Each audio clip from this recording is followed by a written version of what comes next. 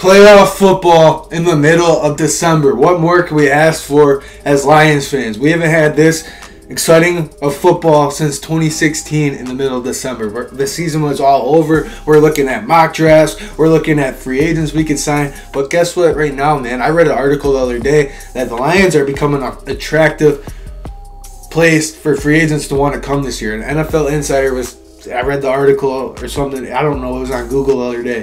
It said Dan Campbell is making the Detroit Lions or Detroit an attractive place for free agents to come, and we don't even have to worry about that until later in the offseason right now. The Lions are playing for the season right now. They're playing to get back to 500 on Sunday. Who would have thought that after a 1-6 start? They're playing for the final wild card spot. Seattle lost last night to the San Francisco 49ers. That's huge. So if we win this week, we're tied with the Seattle Seahawks, but the Seattle Seahawks got the tiebreaker because we lost that shootout of a game earlier in the year. But the Seahawks are probably on a downward spiral. We need Washington.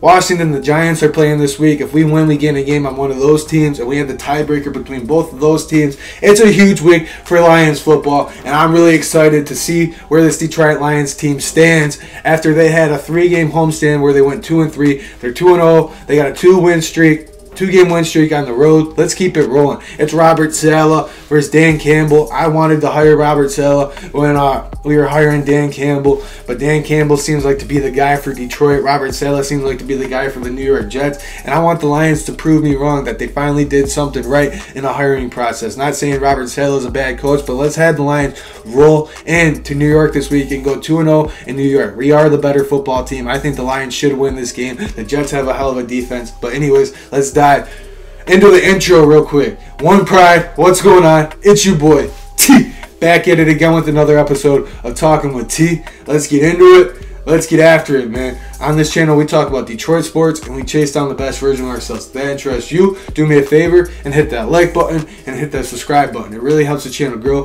and get in the algorithm, and I really appreciate you for taking the time out of your day to rock with me, T. So let's dive right into the video, man. A matchup I'm really looking forward to this week.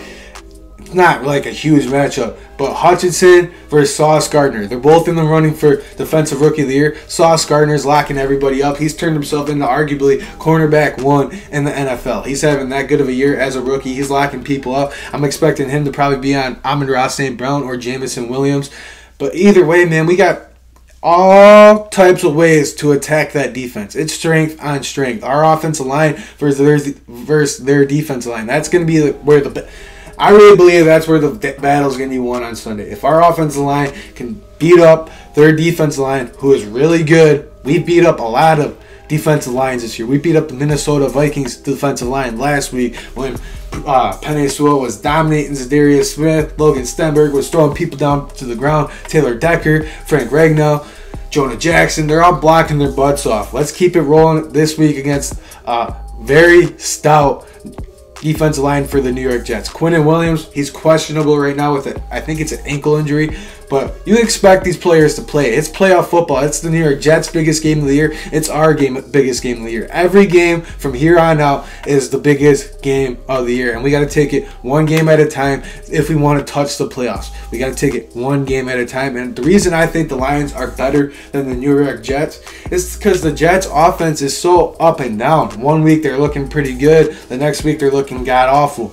And they're usually settling for 3 points. They're not a very explosive offense where they can rattle off 21 points. So if you jump out on a lead on these guys, that's going to be huge for the Detroit Lions on Sunday. And Mike White, not praying for him to be injured or nothing like that, but he's their best quarterback, and he's a backup quarterback. We got to go into New York this week and rattle Mike White. He got rattled last week against the Buffalo Bills. Let's rattle him a little bit so he gets out of the game, and Zach Wilson comes into the game. Because if Zach Wilson comes into the game, is anyone scared of Zach Wilson? I'm not scared of Zach Wilson. Remember when the Lions fans, we got to go draft a quarterback. We got Penei Sewell, who sealed the deal last week against the Minnesota Vikings. I'll take Penei Sewell over Zach Wilson any day of the week.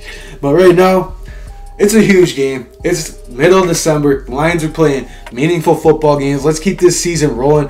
We could gain a game on Seattle. We could gain a game on the Washington Commanders or the New York Giants this week because they're playing each other. Either way, it's a exciting time to be a Lions fan. When's the last time we could be this excited late in the season as a Lions fan? Since 2016. Usually the season's over. Usually we're looking for free agents. Usually we're looking for draft picks, mock drafts. But right now, the Lions have turned this place into an attractive destination. Dan Campbell, I read an article the other day where it said Dan Campbell is turning Detroit into an attractive destination for free agents. But we don't even have to worry about that right now because we're playing for the playoffs. It's your boy T signing out. One pride. Let's keep this thing rolling. Let's keep the season alive. And let's go to Carolina after we beat the New York Jets. And let's go and keep inching our way closer to the playoffs, man. I'm excited. One pride signing out.